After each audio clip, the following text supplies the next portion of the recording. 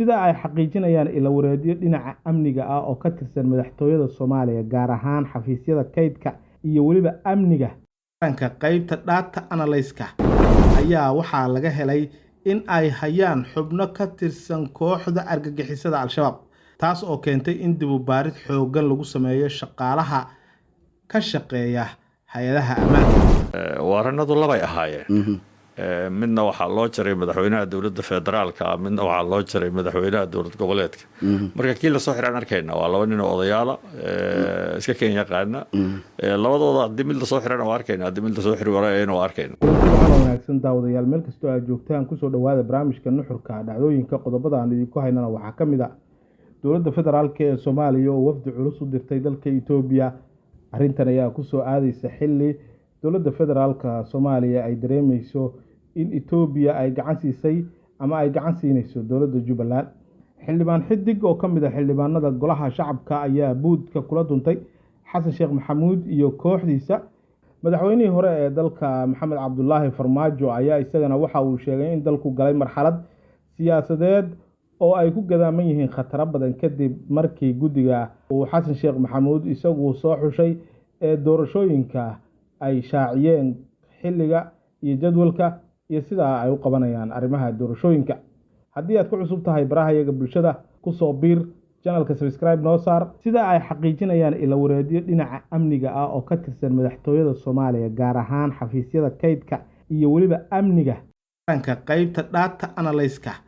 ayaa waxaa laga helay in ay hayaan xubno ka tirsan kooxda argagixisada Al-Shabaab taas oo keentay in dib u baarid xooggan lagu sameeyo shaqaalaha ka shaqeeya hay'adaha ammaanka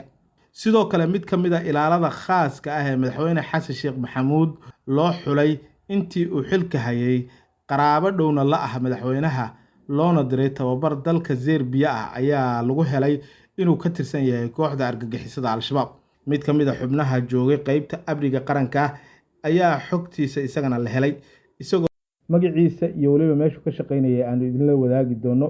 warkaasi waa war hadda soo dhacay oo ay qorayaan warbaahinta hase ahaatee wixii ka soo kordha wararkeena dambe ayaad ku maqli doontaan wafdi ka socda dowladda federaalka ayaa hadda waxa uu ku sugan yahay magaalada Addis Ababa ee dalkaasi Itoobiya waxaana laga hadlayaa iskaashiga labada dhinac arrintan ayaa ku soo aadaysa xilli madaxweynaha dowladda Jubbaland mudane Axmed Maxamed Islaam uu ka ambabaxay magaalada Kismaayo una ambabaxay dalka Kenya iyadoo halkaasi ay ka qaaday diyaarad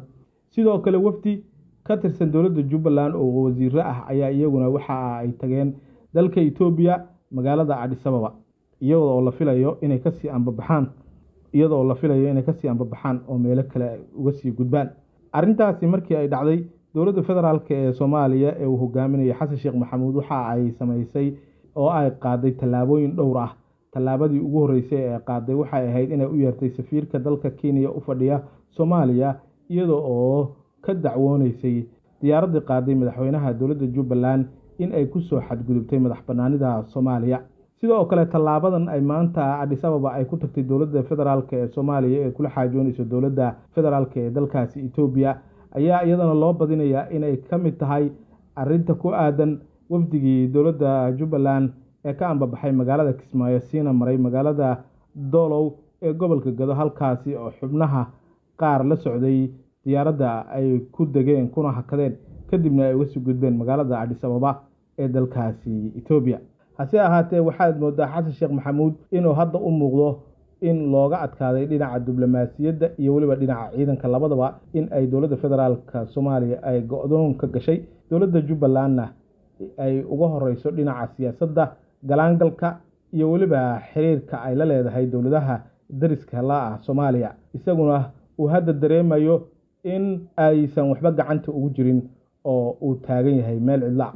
xildhibaan xidig oo kamid ah xildhibaanada laga soo doorto deegaanada Jubbaland oo deegaan doorashadiisu tahay degmada Badhaadhe ee gobolka Jubbada Hoose kuna sugan magaalada Muqdisho ayaa waxa uu maanta uu ka hadlay arrinta u dhaxaysa dowladda federaalka ee Soomaaliya iyo waliba dowladda Jubbaland isagoo oo Xasan Sheekh Maxamuud iyo kooxda ku sugan filla Soomaaliya buudka la maray waxa uu sheegay in wixii Axmed loo haysto ee dowladda federaalka Soomaaliya ee Axmed isaga ay ka rabto inay gaar tahay hase ahaatee inuu isagu mar walba u taagan yahay difaaca iyo weliba ilaalinta danaha dadka reer Jubbaland loona baahan yahay in cid kasta oo Jubbaland ku soo duusha loo midoobo gacan bir ana la isaga qabto qofka madax u noqonaya ama Axmed ha noqdo ama qof kale ha noqdo marka muhiimadu shakhsi way ka weyn tahay waa Jubbaland jiritaankeeda oo ogtahay siday ku dhisantay caqabadaha ku wareegsan cadawga ay leedahay iyo dibindaayooyinka faraha badan ee la damacsan yahay marka mar walba waxaa lagama maarmaana rabitaanka shacabka iyo deegaanka iyo dadka deegaankaas taageeradooda ayaan aniga duruufaha jira iyo situationku siduu u egyahay iyo dantu meesha ay ku jirto waa run 2019 Axmed aniga waxaan doonayay inaan kula tartamo Jubbaland siday ku dhamaatayna si hadda aan dib ka qabo ma aha taageerada dawladda Soomaaliya danaheeda ka soo horjeeda marka laga hadlayo waxaan u maleynayaa hadda taas waa la isla soo dhaafay maanta meesha ay marayso waan ognahay oo hadda madaxdii Axmed ku eedeynayay dawladda kale inuu xidhiidh la leeyahay iyaguba waxay ka shaqeynayaan way cadi marka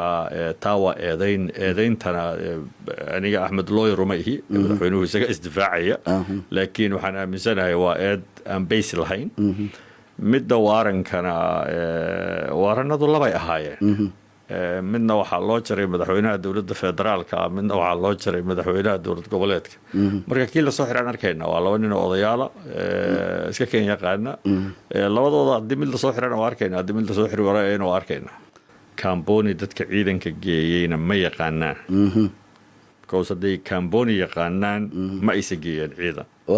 kuwa la geeyeyna ma yeeleen in la geeyo hadday yaqaanaan marka waliba waxaan ku sii daray waa suuragal qaar badan inay dhibsanayaan maanta hadalkaygaas laakiin mar dambe ayay ogaan doonaan muhiimadda uu leeyahay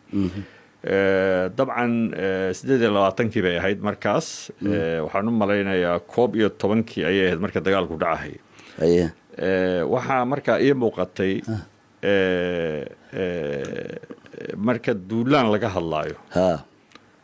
Kamboni Muqdisho waxay u jirtaa roughly 800 kilometer ceelasha biyaha iyo xaafadda hadda aad degan tahay maxaan ku idhaahdaa agagaarkeeda ayaa shabaab jooga dawladdu waxay weerar ku qaaday halkan ilaa iyo Xaradheere maantana waxay ku sugan yahay deegaanadaas waan garanaynaa marka duulaan ciidan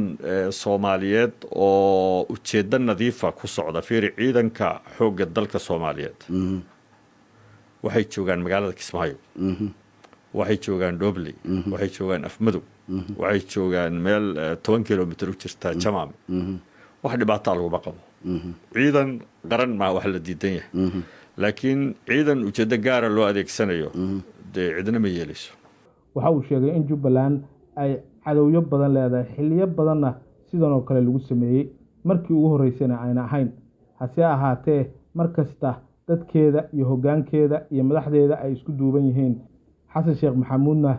in uu yahay nin qaranka loo dhiibtay oo ummadda Soomaaliyeed ay wax u dhiibatay hase ahaatee wixii loo dhiibtay uu la ambaday lana aaday meel cidla waa hagaag qodobka ugu dambeeya madaxweynihii hore ee dalka Maxamed Cabdullaahi Farmaajo ayaa sheegay in dalku uu galay marxalad siyaasadeed oo ay ku gadaaman yihiin khataro badan kadib markii guddiga gaarka uu u magacowday ee doorashooyinka ee xasan sheekh maxamuud ay maanta ay soo saareen in xisbiyada u tartamaya madaxtinimada dalka ay isdiiwaangeliyaan madaxweynihii hore oo qoraal soo saaray ayaa muujiyay in tani ay dalka u horseedi karto qalalaaso siyaasadeed oo wax u dhimi kara dhinaca amniga isagoo meel adag iska taagay doorashooyinka aan loo dhammayn ee ay soo saarayaan guddiga uu wato ama uu dabada ka riixayo xasan sheekh maxamuud marar badan waxa aan ka dignay wax ka bedel in lagu sameeyo dhammaan dastuurka oo ah shayga kaliya oo Soomaali ay u dhantahay waxa kaliya ay isku hayay ummadda Soomaaliyeed ee keeni karo in ay meesha ka baxaan waa sharciyadii ay ku dhisnayd hay'adaha dawladda oo ay saldhig u tahay oo uu saldhig u yahay dastuurka oo la isla ogol yahay wuxuu intaasi ku daray in madaxweyne xasan sheekh maxamuud uu ku haminayo in uu qabsado doorasho uu kaligiis maamulayo taasna aysan ahayn wax marnaba ka turjumaya xaaladda dhabta ah ee siyaasadeed ee dalka. Sidoo kale waxa uu ku baaqay in dowlad goboleedyada iyo madaxdii hore ee qaranka iyo mudanayaasha labada aqal ee baarlamaanka in la iska kaashado sidii loo gaari lahaa wadatashi qaran oo lagu wajaho xaaladda siyaasadeed ee dalka si looga baaqsado hubanti la'aanta siyaasadeed iyo dhaawaca soo gaaraya wadajirka dalka. Marar badan waxa aan ka dignay in wax ka bedel lagu sameeyo dastuurka oo ah waxa kaliya ee ummadda Soomaaliyeed ee heshiiska ku tahay. Sharciga doorashooyinka, xisbiyada iyo guddiyada doorashooyinka waa hannaan u dhexeeya hay-adaha dastuuriga ah, dowlad goboleedyada ay hormuud ka yihiin siyaasadoodana ay hagayaan, waana arrin tiir dhexaad u ah siyaasad loo dhan yahay. Sidaas darteed madaxweyne xasan sheekh maxamuud weli wuxuu ku adkeysanayaa inuu qabsado doorasho uu keliga ku soo baxo. Kaasina waxa uu ahaa madaxweynihii hore ee Soomaaliya Maxamed Cabdullaahi Farmaajo oo ka hadlayay warka ay soo saareen guddiga doorashooyinka ee uu magacaabay xasan sheekh maxamuud. intaas ayuu ku egyahay barnaamijkeenii nuxurka dhacdooyinka oo aad kala socoteen Rasmi Radio. fadlan daawade haddaad ku cusub tahay channelka aan ku leenahay barta YouTube-ka, subscribe noo saar, barnaamijka like garee, share garee si uu dad badan u gaaro. mahadsanidin.